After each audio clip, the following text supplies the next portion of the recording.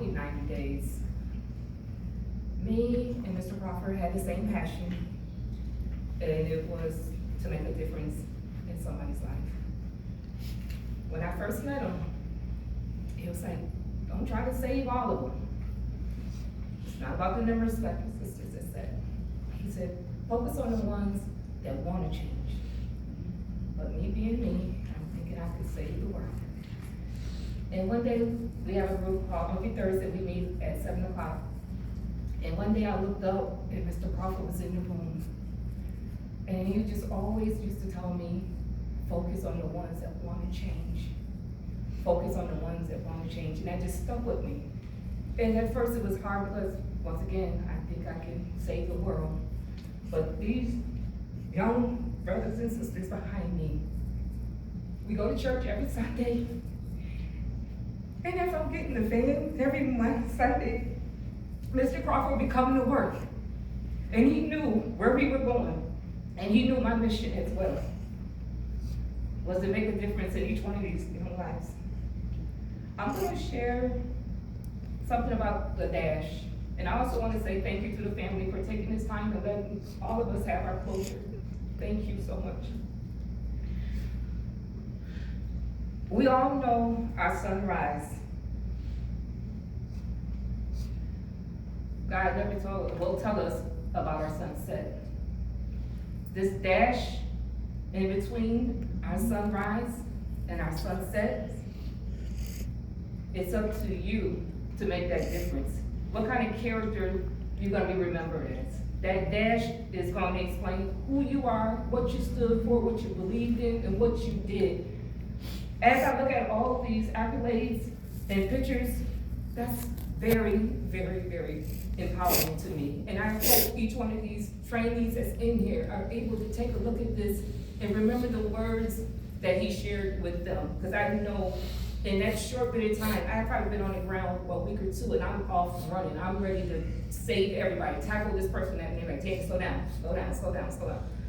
But I pray that that dash, when your day comes,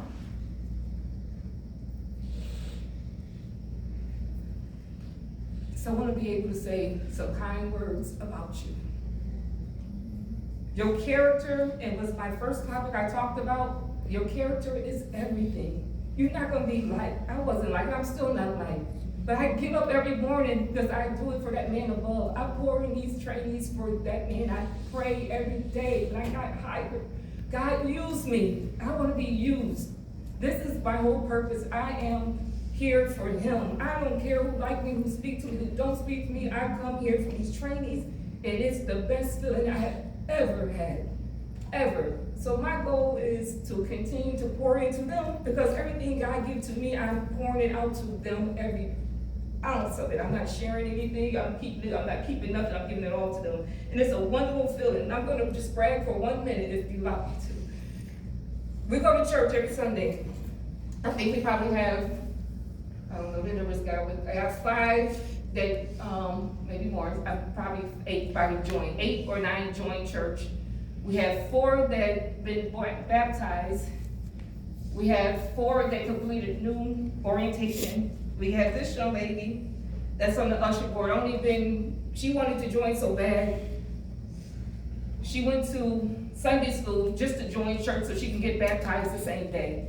This is what I'm talking about. It's time to make changes in people's lives. Let's stop worrying about what this foolishness, this outside means nothing. Don't judge me from the outside. Don't judge these kids for their past or whatever they've been through. Let's try pouring into them. Let's see a difference.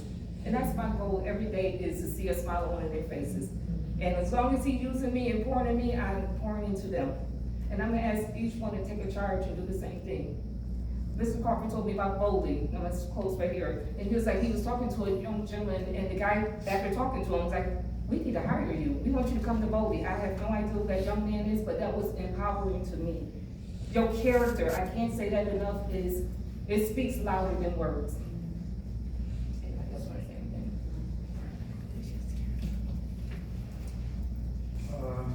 My name is Chris. I'm a student of Pinellas County Job Corps. I started like November 27th, and my first day there, me and Mr. Crawford automatically locked eyes.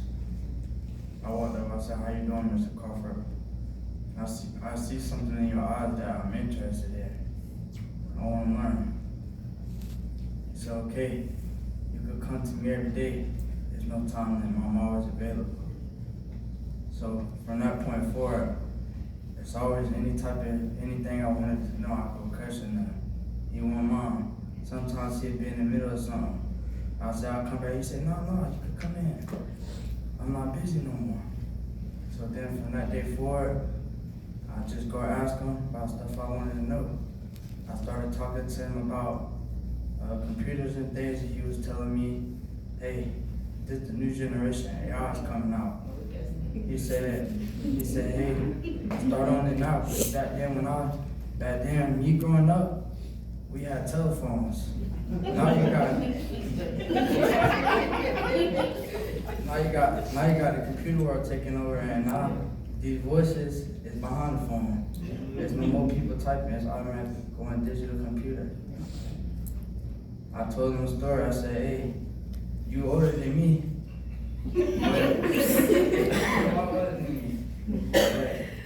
There's not a day I would change or argue with you on the information you give me.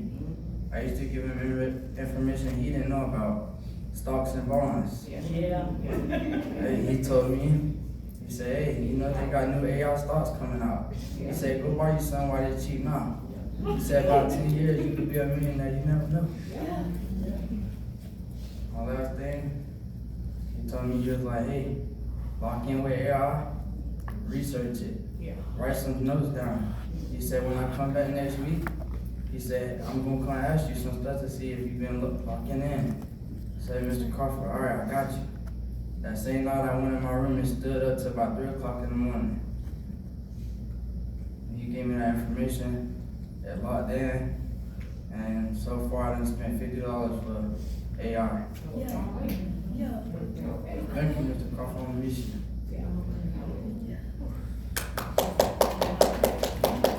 Hey everybody, my name is Kimorian Jackson. I'm a student in Vanilla County. When I met Mr. Crawford, I came to Job Corps on February 20th. I met him on his third day in the cafeteria. I was skipping lines. I was ready to eat. So he told me, "Young man, why you doing that?" He said, "Skipping lines can get you killed. Skipping lines can get you slapped." So I'm looking like, "I'm sorry, sir." That's all I did. Then he looking like, "I see better things in you. I see leadership roles in you." Since that day, I became dorm leader. Like in 3 weeks before he passed, I came dorm leader. I told him I made it. He talked about, "I congratulate you." I joined the church. I told him I wanted to be a pastor. He said, "I see better things in you." He said, "I don't see you as a pastor. I see you as a traveling pastor." He don't see me just sitting at one church. He see me traveling at different other churches, preaching for everybody else. I miss you, Mr. Crawford.